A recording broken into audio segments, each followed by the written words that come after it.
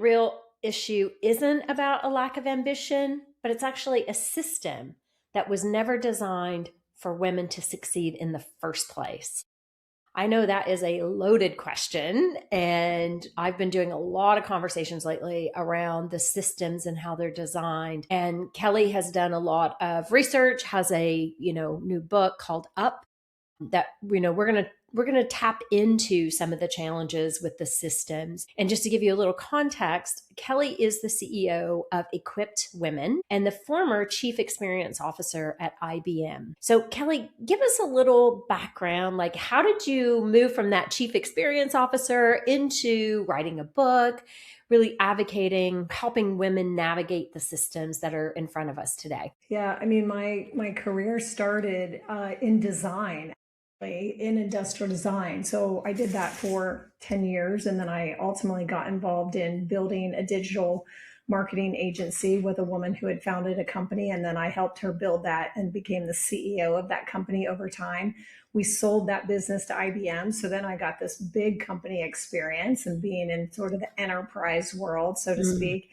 And after doing that for a few years, I realized, I wanted to do something else. And that something else was, how can I help more women advance their careers? I really came from a place of anger, quite honestly. It came from really being upset and angry when I saw the data that showed how long it'll take until women have economic parity, and more specifically, how women are paid and promoted at lower rates than men at every level of their careers, despite having most of the college degrees or higher level or higher percentage of college degrees than men. And so I got really motivated by that and decided with my sister to found the business Equipped Women. And so we've been really focusing on women who are in the middle of the organization or maybe just starting out in an organization and realizing that those are the places they get the most stuck.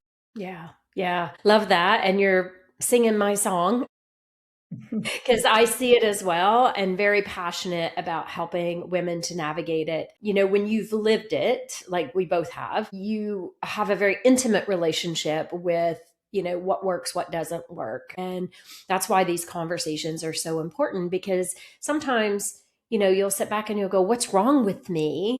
Why am I not succeeding? And most often it has nothing to do with Yeah. you. It has to do with how the system is built. And so we're going to tap into that today. So you, in the work you do, you're often challenging those deeply held narratives that women are opting out of career. And I see this as well. But what are you getting, or what do you think we are getting fundamentally wrong about why ambitious women leaders are actually leaving the workforce right now?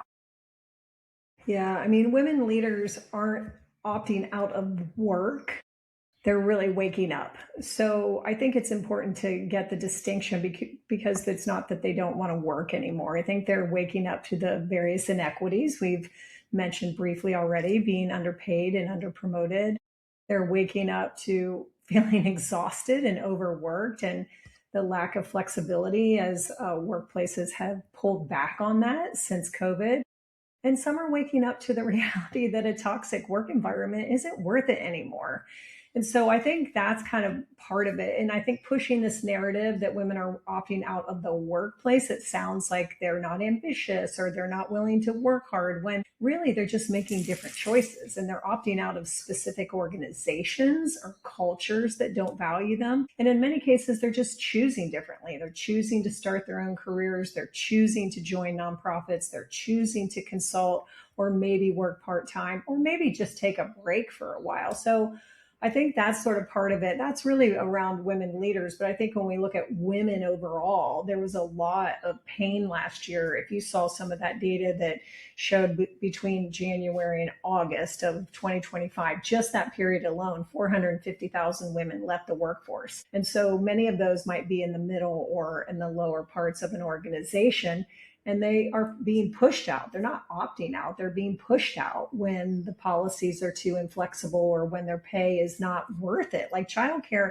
for some people now is more than their mortgage. And so that's a really big deal.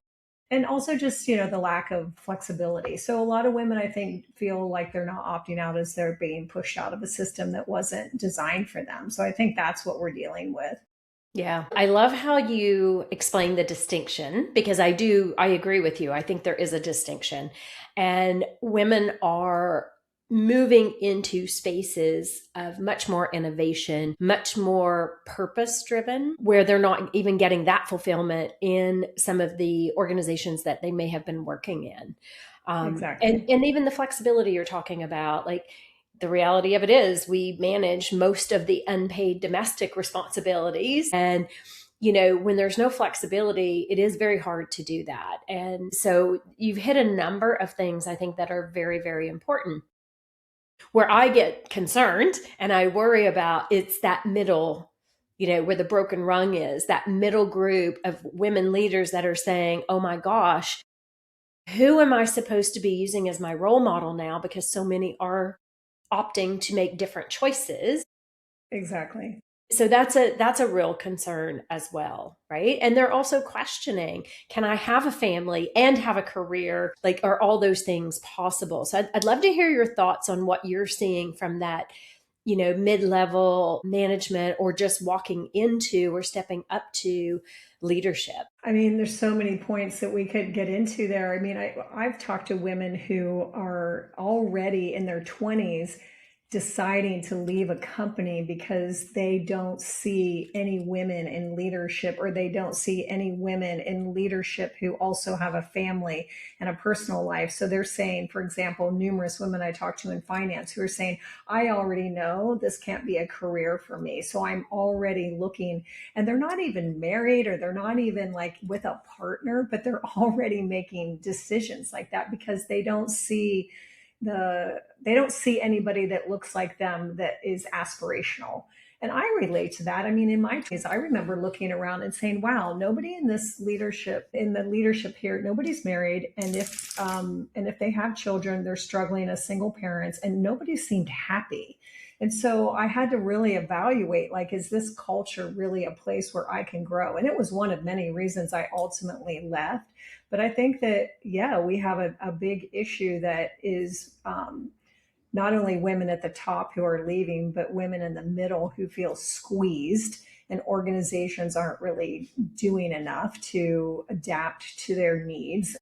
And then I think women who are starting out are realizing that it's not a meritocracy. And while they understood how to get through college and perhaps get an A or a B, or good grades, and work a syllabus and know how to deliver what's necessary to succeed, they get into the workplace and realize, like, oh wow, there's a lot of unwritten rules here, and oh wow, this is not a meritocracy. And so I think that's really what inspired me to write the book, to say, okay, actually, work doesn't have to suck, and there's a lot of ways that you can be more effective in an environment that wasn't designed for you. And that's not about changing yourself or caving into the norms. It's really about learning to communicate and navigate more skillfully and more effectively. Love that. Love that. Yeah. And very, very true. I mean, when I look at even some of the innovation that's happening because women are saying, I don't like the system. I don't like the way the system's designed. And you start to see, even if we take women's health as an example, so much fabulous innovation where women have left pharma as an example, right? Or they've worked in tech and now they're bridging different disciplines to create ways to really improve women's health specifically, right? Like, we never used to talk about menopause. We didn't talk about pregnancy, postpartum depression, any of these things. And now you're seeing women who have worked in these disciplines start their own things to help navigate those challenges that we're having even more so. Exactly. And that's so needed. I mean, I think it's clear that we need women at every table that is impacting our lives and our families and society. And we can't afford to have organizations that are making all these decisions that with people who don't represent us. And so that's what I've become super passionate about. Love it. Love it. So you introduced the idea of career wellness, right? So let's talk about, how's that different from the more traditional definitions for success, and why is this becoming essential? And I would say especially for women. Yeah, it's interesting. The term career wellness came to me more recently as I was just thinking about everything we're doing and helping women have a career and a life they love, and that those two things can coexist. And I think the contrast I would paint, traditional success has typically been about climbing, title, status, money. And career wellness is really about finding work that fits your life. And that's about having agency and flexibility, and you're growing and you have advancement opportunities, but you're not being asked to sacrifice a personal life. So, like when I had my kids, I shifted to a 4-day work week. It was 80% of the pay for 80% of the hours. And my husband did the same thing. And so we only had daycare for 3 days. And that was really a conscious choice. I didn't have the phrase back then, but to really have, and even balance wasn't a phrase back then, but really to have a life and a career that could coexist. And I recognize like that's not always doable, and that women are really in this, I think, this new phase of recalibrating right now. And especially women who might have been working for, say, 20 years, and they say, I've been grinding it out. I gave up my weekends. I sacrificed a personal life. And now they're arriving at midlife and saying, well, is this what I really want? And so career wellness is really about asking different questions. It's really about saying, does my work align with my values? Is this pace sustainable for the life I want to live?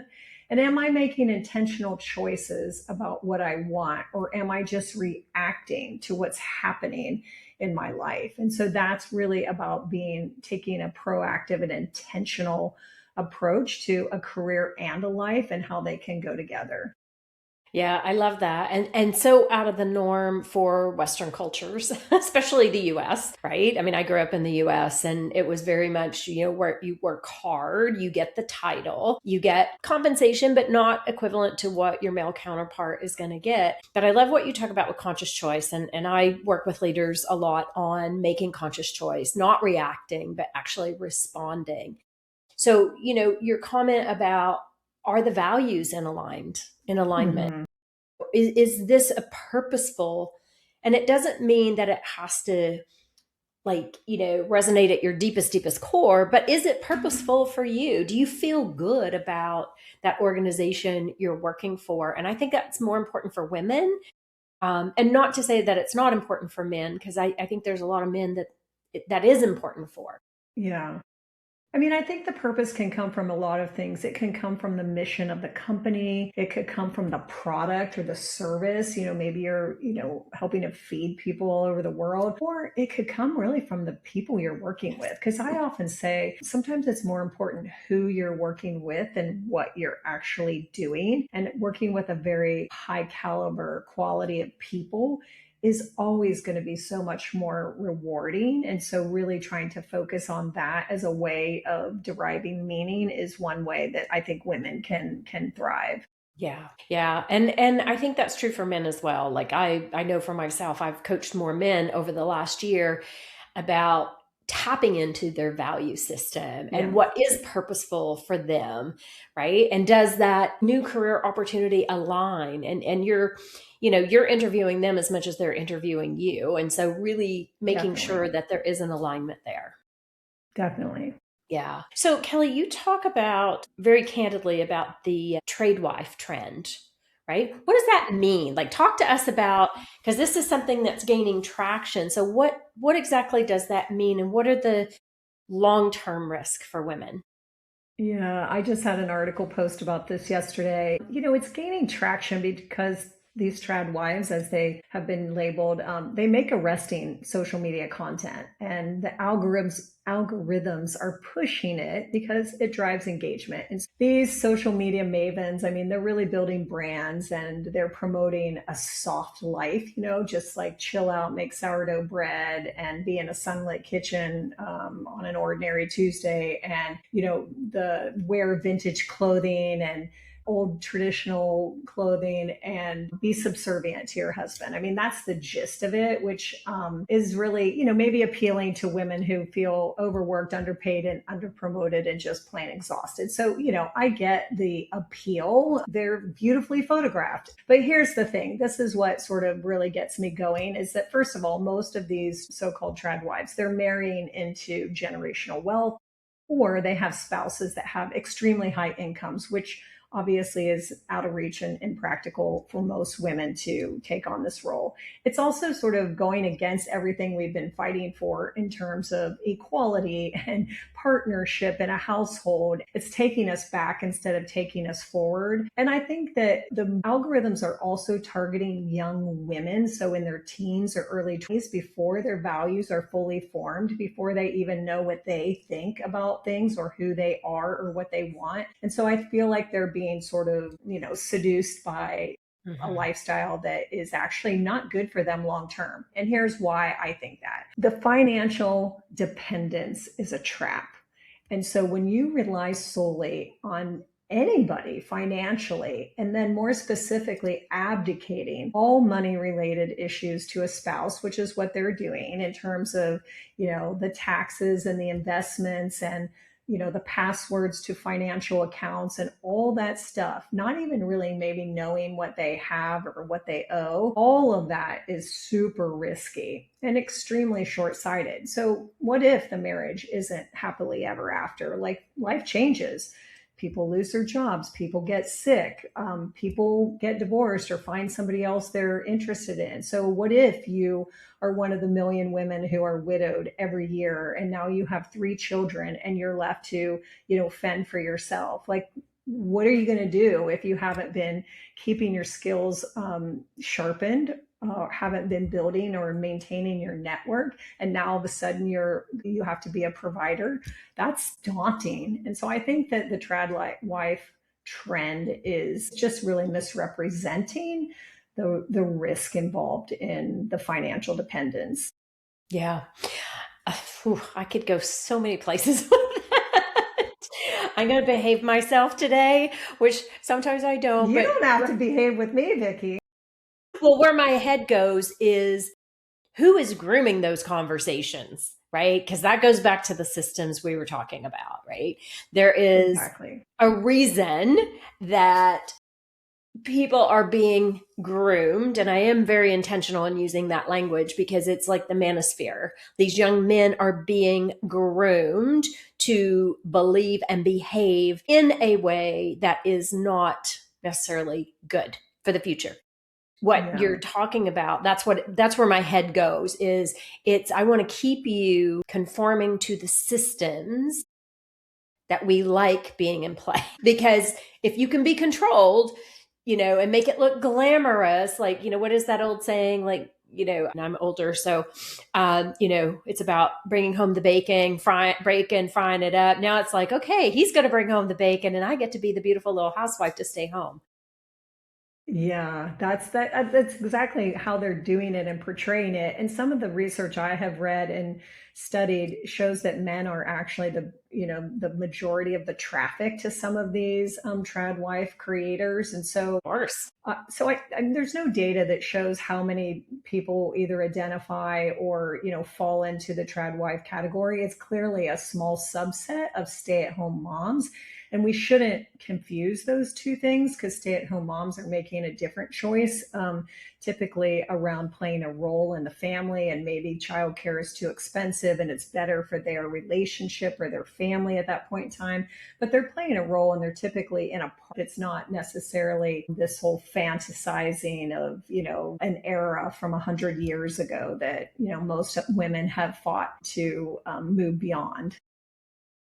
Well, and I think another thing that when you talk about that, where my head goes, Kelly, is the identity of ourselves, right? Because when you have been so focused on whether you're a career person, whether you're a mother, whether you're a wife, when you identify as only those things, you start to lose yourself, right? And Yeah. so it's how do you maintain the integrity of who you are, what your needs are? And I think that's such an important piece instead of trying to please certain, let's say, certain aspects of who's in our Mhm. life, but really staying true to who you are and what you need. Yeah. Well, I mean, you raise a great issue, and that is, women are wired to care for other people, to think about Yes. other people's needs. And quite honestly, it's easier to do that than to really reflect on what you need and what you want. And so in the book my sister and I wrote, we,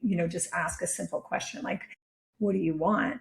And realizing how difficult it is for women to arrive at answering that. Mhm. And so we provide a whole series of steps to do that. But it's surprising of all the women, hundreds of women we've talked and coached and have gone through our programs, that they struggle with answering that really simple question. Mhm. Some of these, this trad wife is an escape from really being honest about what do you really want. I mean, it's a choice. And so I'm not going to berate somebody's choice. What I really just want to point out is the downside um, of the choice that they're probably not really thinking through.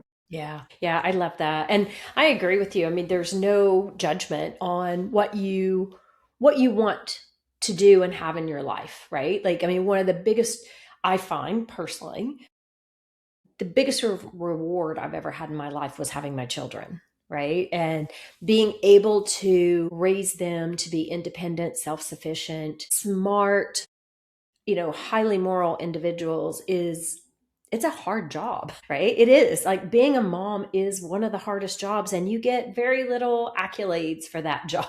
And so that is important. I think for me, like, where my head goes, I spent, 30 years running major companies. I got very, very sick and I lost that identity for a Hmm. period of time. And that in my 40s, I was questioning, who am I? Right. And Hmm. what do I want? Yeah, And I love the question you and your sister are asking because often we don't take time to even think about it. Right. We're so busy exactly. just reacting that we don't think about what if I had a blank slate and I could pick anything in this world, what would I want? And we're Exactly. often torn with career, kids, partners, parents, right? Because, I'm in that sandwich generation where you have parents that you're caring for and kids you're caring Yeah. for, and it's not a lot left for you. Exactly. And I think sometimes women are delaying their own gratification. Well, when I get my kids out of college or out of high school, well, then guess what? They still need you when they're in college or whatever path they choose after high school. So it doesn't really change that much. And so, I mean, our guidance is always about taking aim and taking one step. Like, what is the one step you can be taking instead of being overwhelmed by, oh, I want a different career, or oh, I want to pivot, or oh, I want to, run my own company someday. Okay, well, what's the one step that you can take now? And so, just a series of small steps actually can really be transformative if you commit to that. So, we actually go into a lot of that, the how to in our book, because we found so many like people struggling with that. Love it, love it. And I agree with you. I hear that often. And people are paralyzed from the overwhelm, right? Because Yeah, you feel like it's yeah. this giant elephant and it's really not. It is the micro habits or micro steps that you take that will lead you to where you want to get to, but you got to take a step. I think Exactly. that's the key there. So you talk about the Gen Z women are redefining ambition. So they want career and they want the full life. So, how should organizations start to evolve to meet that need so we don't lose these young women? Yeah, I mean, it's funny because you'll see a lot of headlines that say that Gen Z is not ambitious, but it's actually not really true at all. I I think agree. that was it Deloitte, one of the big consulting companies, just released some data that said only 6% say their primary goal is to have a leadership position, or in the headline, they said climb the corporate ladder. And it's really because Gen Z, they don't really think that way. They're not aspiring to climb the corporate ladder. Like, that just sounds like gross vocabulary to them. Like, they don't think like that. But at the same time, if you look at like what they really care about, the number one thing that they really care about is having career opportunities. Yes. And the second thing they care about is work-life balance. And then I think the third thing they care about is really being able to learn and develop.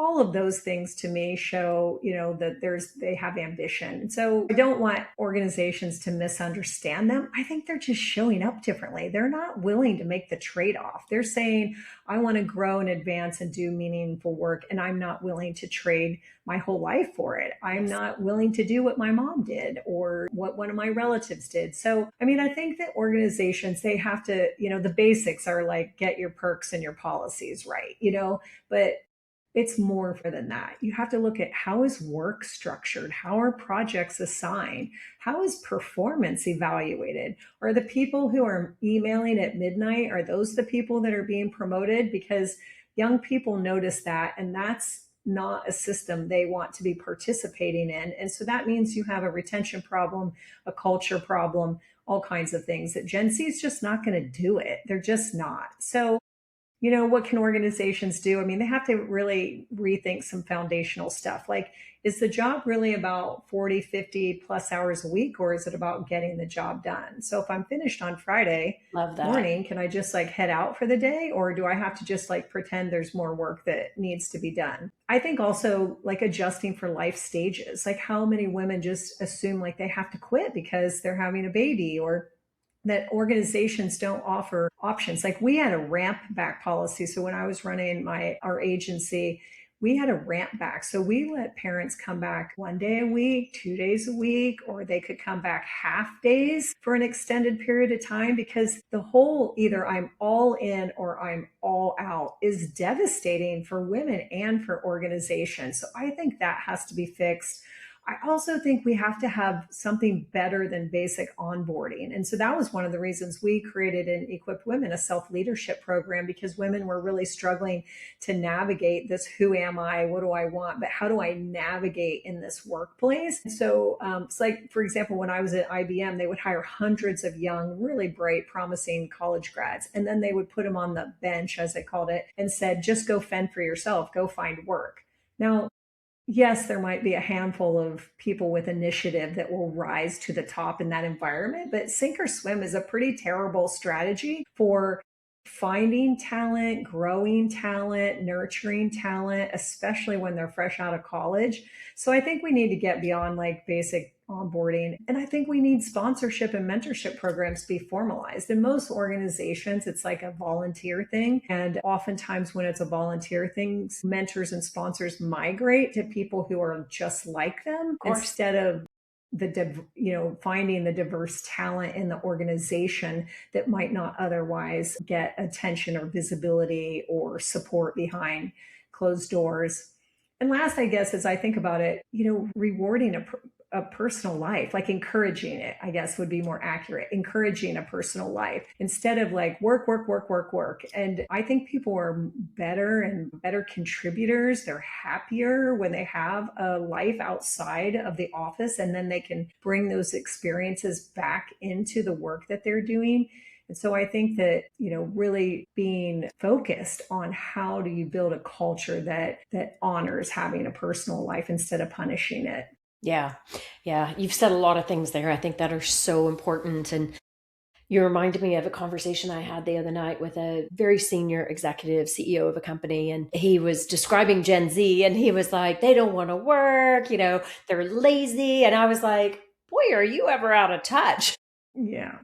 I'm like, what Gen Z do you know that doesn't want to work? And we had this interesting conversation, because I said to him, like, yes, they do want to work. They just want to work different. And it's exactly what you're saying. They have different values. They have different expectations of an organization. And I think some of it is because we have these blended stages. So you got boomers, you got Gen X, you got Gen Z, you got millennials. And you do have to tailor that culture in a way that helps people to show up the way they want to show up. Is it harder to manage? Yes, it actually is harder to manage. But if there are solid, transparent communication mechanisms, and we're actually looking at what's going to bring the best out of you so that therefore you get the best out of our customers, it's a win-win, right? And you mentioned you and your husband both did the 4-day work week, right? Yeah. I have a client right now, like since COVID, they went to 4 day work week. And honestly, in the beginning, a lot of the staff pushed back and were like, we can't even get our work done in 5 days. How are we going to do it in 4 days? And so it really forces you to look at what are we doing that we don't need to do, right? So it is Exactly. harder, but it's so much more beneficial once you figure out what are the obstacles, what are the things getting in the way of us being more human centric, and really bringing the best out of people. Because I love what you said, Kelly. Like when you're happy outside of work and you bring that happy inside work, you're so much more engaged. It's so much more rewarding. Exactly.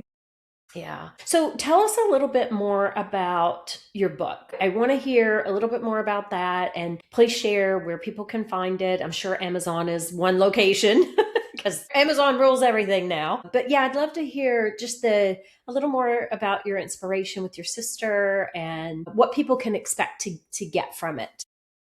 Yeah, we created some programs where cohorts of 20, 30, 40 people could move through an 8-week program we had. And we saw the transformative results of that, of helping people get clear. Who am I? What do I want? How can I go after it? And building skills and confidence and navigating the workplace. And so I saw something from Adam Grant where he said something about, are you having breadth of impact or depth of impact? And I Mm, thought, oh, wow, we have had depth of impact with a finite number of people, hundreds of people, but I want to have breadth of impact. Like, how can we help more women? So that's when the aha was like, okay, how can we take all this learning, all this expertise, and help more women with a how to book? Because a lot of women told us they arrive in the workplace and there's no roadmap. And so we wanted to provide the roadmap. We call it a playbook, is really like navigating in an environment that wasn't designed for you. And ultimately, really, my big long term goal is if we can get more women successfully navigating careers they love, we're going to have more women in roles of power and leadership who can change it for everybody else so that it's working for everybody. So that was the inspiration. And also, one of the things that contributed to it, on International Women's Day a couple years ago, I did it 2 years in a row. I opened my schedule and said to anybody on LinkedIn, a woman, if you are struggling in your career, you can have an hour on my calendar. So I did 100 women for 100 days for an hour, and I did it 2 years in a row. And so I had all these that's stories from amazing. all over the world, and the themes were so consistent. And so realizing, like, oh, if they have more tools, if they have more coaching, if they have more perspective, we can help them. They don't have to struggle as much. So that's really what the genesis of the book was about. You asked, it is available on Amazon. It's available for pre-orders right now. It officially launches on June 2nd, but we have pre-orders launched, and there's other places on our website that you can also buy the book if you prefer not to give your business to Amazon, at equippedwomen.com. And then at the top there's a books tab and you can see everything there. So we're really excited. We're getting a lot of great feedback. Even just earlier this week, we learned from Axiom that they awarded us one of their medals for their business Fabulous. books, which was Congrats. really exciting. So yeah, so that's a little bit about Up. That's awesome. And I love the mission. I love the vision. I think that, that's super important. And that is about how do we lift, right? One step at a time, right? And then it's self-paced, right? You figure out like when is your time that you can learn and practice the skills that are going to help you figure out who you want to be. Not what you're doing, but who you want to be. Yeah, yeah. And we Yeah. want this book to be something that they go back to again and again. I think about it, and you might have had one of these books, Vicki, in parenting. I had two books when I was parenting my kids that I would just go back to all the time. It's like, okay, this is happening. What do I do? And one of them was even, this is what you might think you want to say, but this is what you really should say. And so it was inspired by some of that, where women feel like they need the script to handle maybe a difficult moment, and so we give the exact words to, make your own, but that are directionally helpful. And so it's also a book you do. It was inspired a little bit also by The Artist's Way, and that's a book that's been around for like Yeah. 25 That's a great years, and book. it's a book that you go back to over the course of your life, and it's very action. action oriented with very specific steps. And so we want people to go back to this book, post it, note it, underline it, highlight it, write in it, and really make it a workbook. So we say it's a book you do, you don't just read it. Nice. Love that. Love that. And yes, I have several of those books on my bookshelf. Yeah, one of my favorites is Red Teaming. I don't know if you've read that one by Oh, I haven't. Bryce Hoffman. Yeah, it's a fantastic book on leadership. And I share that with a lot of my clients that are leading, groups of people, because it's just it brings it all together beautifully. And it's just another lens from, things that maybe I did when I was, running lots of big organizations and big teams like you would have had at IBM, right? So yeah, I love that. I love that. I So will add that to my list. Thank you. yes, do. It's a great book. Oh, there's another one too that I absolutely love. Dr. David Hawkins it's called Power versus Force. Hmm. And that one I also share. It's a very deep read, and sometimes it's hard for people to like grasp it. But boy, once you do and you understand, because we tend to try to force all the time, and it's because it's not about power over. It's Yeah. really about power with. And it's just a phenomenal read. Both are really good. Great. Thank you. Yeah, you're welcome. You're welcome. So if we think about the women listening, there's people out there going, "Oh my gosh, I totally resonate with what Kelly is saying. I hear Vicky, like they're both talking about things that I've dealt with or I'm dealing with." If they're stuck at that mid-level inflection point, they're capable, driven, but feel unseen, what is one decisive shift that you think she can make that would help move her in the direction Hmm. she would like to go? Yeah, one decisive move. I mean, I think the biggest thing is stop waiting to be discovered.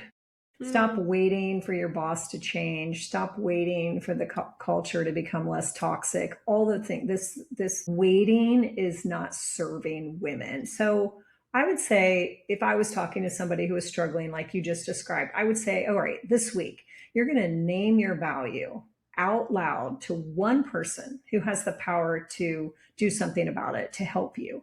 And that could be how you build alignment across functions, or how you close deals, or how you deliver projects on time, on budget, better than anybody you've ever worked with.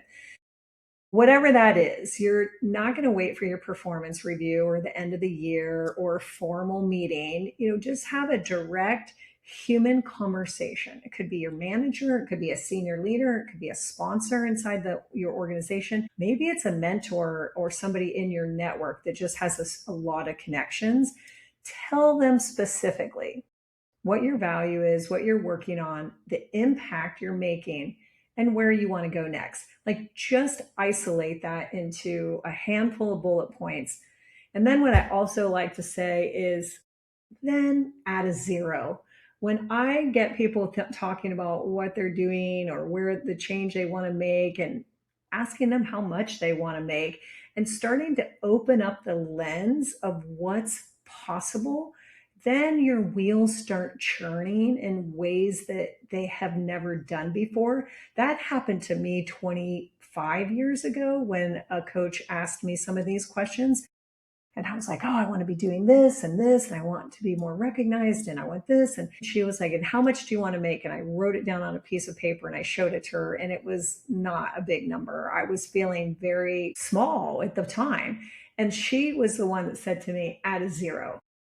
And then everything changed because it gave me permission to take the blinders off of my life and my path and to think bigger, quite honestly. And it was daunting but exhilarating. And it took me on an entirely new career trajectory.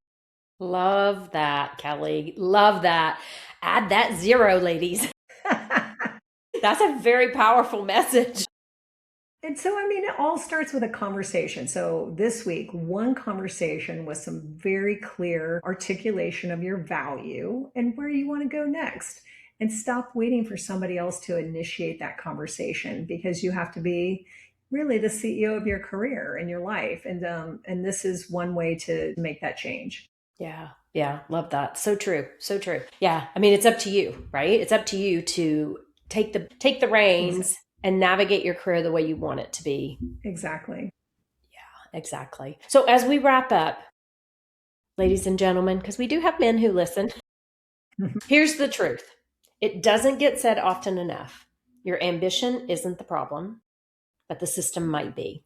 And so you have to think about that. And as Kelly just mentioned, like, how do you want to navigate that? Do you want to be the CEO of your life? And so that one step can make the world of difference as to what happens next. Waiting for the system to catch up is definitely not the strategy. So you have to take the reins and really take those steps. So Kelly, thank you so much for joining us today. Again, it's Kelly Mooney. Her new book is called Up. Kelly, where can people connect with you if they have more questions, or maybe they want to ask you a question I didn't ask at all and say, why didn't you and Vicki talk about this? Well, I take lots of questions at kelly@equippedwomen.com. And I'm also on LinkedIn, Kelly Mooney, and it's at LinkedIn/PK Mooney. And then on our website, you can always reach me there too. So at equippedwomen.com. Love it. Love it. Love it. Thank you. Thank you so much for being here. This has been a great conversation. One of my favorites. And I've been on a roll lately about systems. So you're tapping into something that I'm super passionate about as well. And I'm grateful that more of us, more women leaders are speaking up and speaking out about, if the system's not working for you, then you have to make a change for yourself so that the system you create does work for you. So if you enjoyed this conversation, please do share it. Give us a like, give us a review, let us know how we're doing. That keeps us growing and going. So we're grateful for that, and we're grateful for our listeners. So thank you very much for being here today. And if you do have questions, you can reach out to me as well. I'm at Vicki Bradley on LinkedIn, or you can see me at Will Empowered on Instagram, Facebook, all those wonderful channels. Feel free to reach out and ask questions. So thank you, everyone. Have an amazing week, and we will see you on the next Women in Leadership Talk podcast. Take care, everyone. Thank you for joining us for Will Talk, sponsored by Women in Leadership Empowered. To learn more about our programs, please visit www.willempowered.com. We look forward to seeing you in our community.